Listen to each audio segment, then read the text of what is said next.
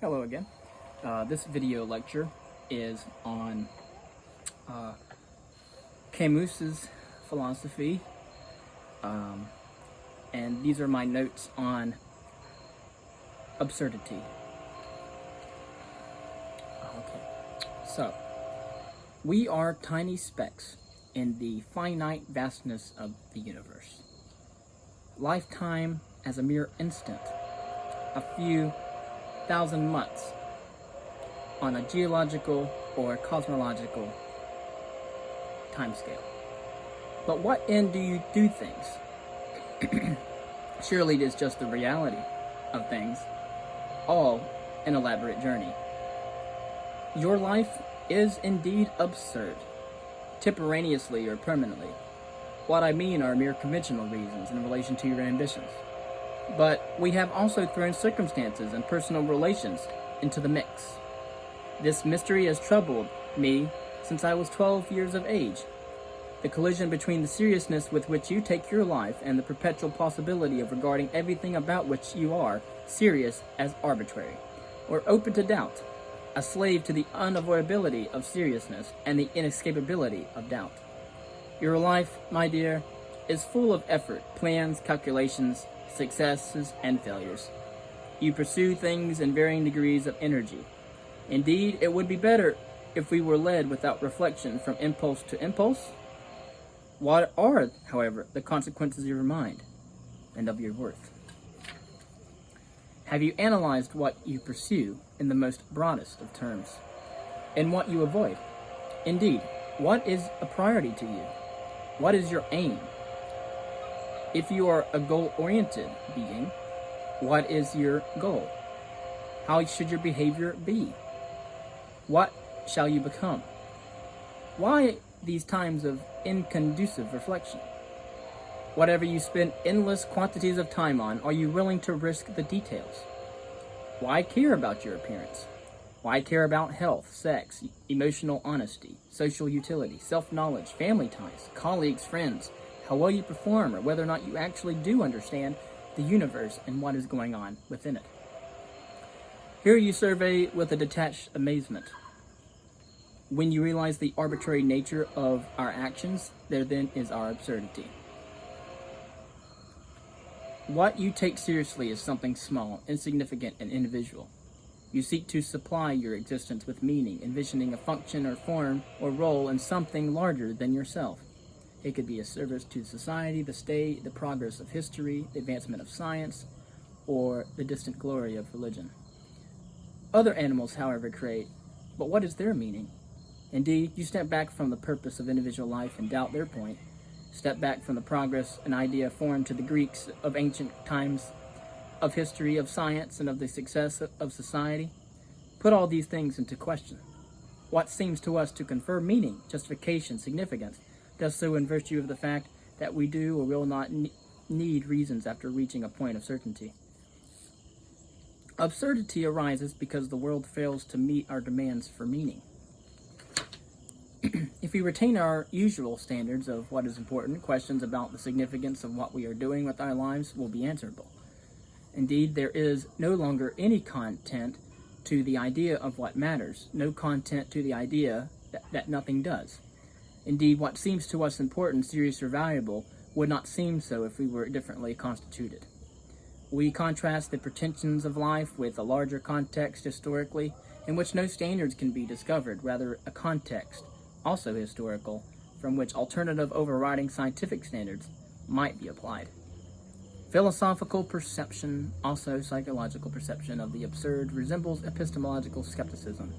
Philosophical doubt is not contrasted with any unchallenged certainty. In this sense, our limitedness allows for a capacity to transcend these limitations in thought, which are unavoidable by skepticism when we agree that as creatures in the world we claim to have knowledge.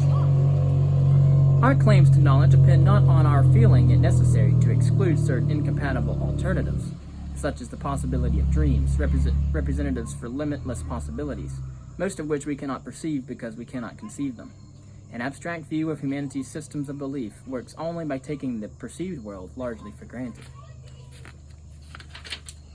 Life is taken for granted, and all our decisions about whether or not there are certainties are possible, because there are many possibilities that we have not bothered to rule out. Philosophical skepticism does not necessarily cause us to abandon our ordinary beliefs based upon factual evidence or performed in repeated experience and experiments.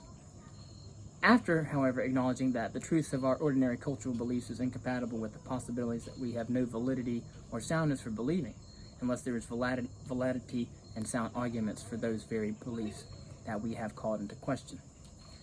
Many return to their former connections with a sense of irony or resignation. Here we put in question the seriousness with which we view our lives and human life as primate apes, and how we have viewed ourselves, our species, without presuppositions that we claim to be unfalsifiable. Indeed, what sustains us in our beliefs is not reason for justification, but that which is more basically fundamental, since most, if not all, people continue to be convinced of their beliefs, even if the very reasons or evidence for their claims have been falsified.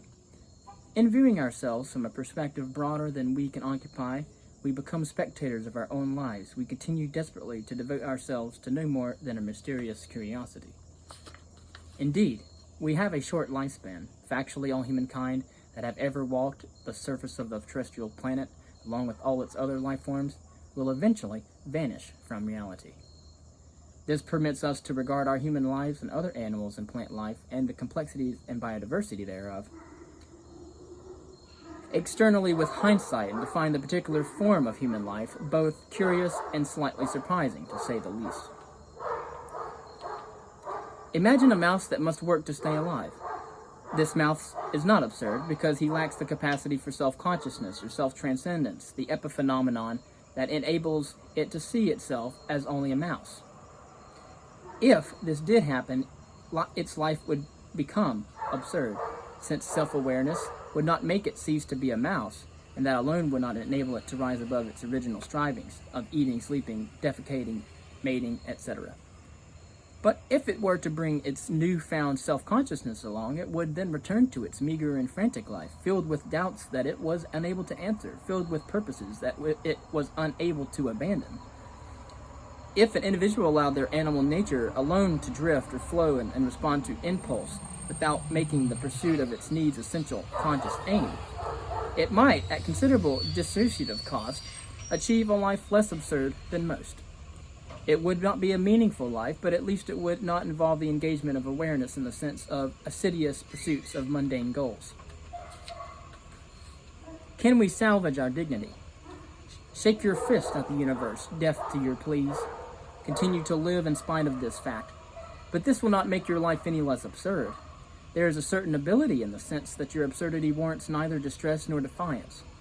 In fact, embrace your absurdity. One of the most important psychological aspects that makes you the phenomenon of human being. Absurdity is a manifestation of your most advanced and interesting characteristics, your personalities as well. And like skepticism and epistemology of the absurd, absent until perception arises, results from the ability to understand and contemplate your human limitations and finite time. Nothing will matter to you unless you make it so. If you do not mind, it will not matter. Do not fail to appreciate your cosmological unimportance. Subspecies a eternitatis. There is no reason to believe that anything matters, that even this statement does not matter, even if I think it does. So I approach this absurd life with an irony that does not matter. This is from Hume's treatise.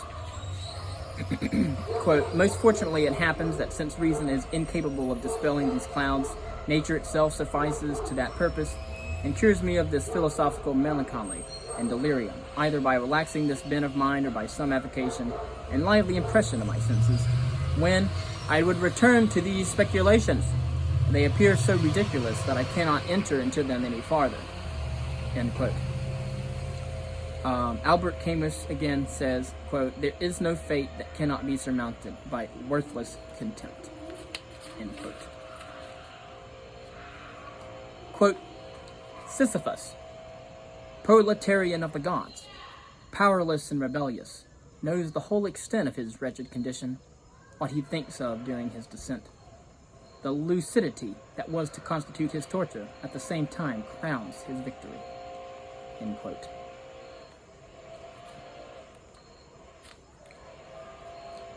Now, we can aspire to philosophy, which is the elimination of nonsense, the clarification of thought, and the search for knowledge, truth, and wisdom.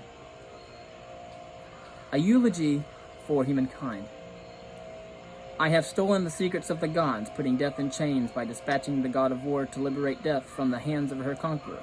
I was an absurd hero by my scorn of the gods, hatred of death, my passion for life, in which my whole being was exerted towards accomplishing nothing. The working man works every day of his life at the same task. His fate is no less absurd, becoming a tragedy, consciousness. There is a recipe for absurd victory. Ancient wisdom confirms modern heroism. The millions of centuries capture a brief moment in time, including the echoes of the wild and limited universe of man. Fate, a human matter, settled among the human beings. There is no sun without shadow, and it is essential to know the night. He knew himself to be the master of his days. At that subtle moment when a man glances backward over his life, he contemplates that series of unrelated actions which becomes his fate, a destiny created not by him and not for him, combined under his memory's eye as soon sealed by his death, the very origin of all that is and was human experience. We have been taught the higher fidelity that negates the gods and raises heavy rocks. The struggle towards the heights is enough to satisfy a man's heart. And that is Albert Camus on the absurd. And a brief quote from the myth of Sisyphus, one of his philosophical writings of the 20th century. Thank you, and I hope you enjoyed Albert Camus.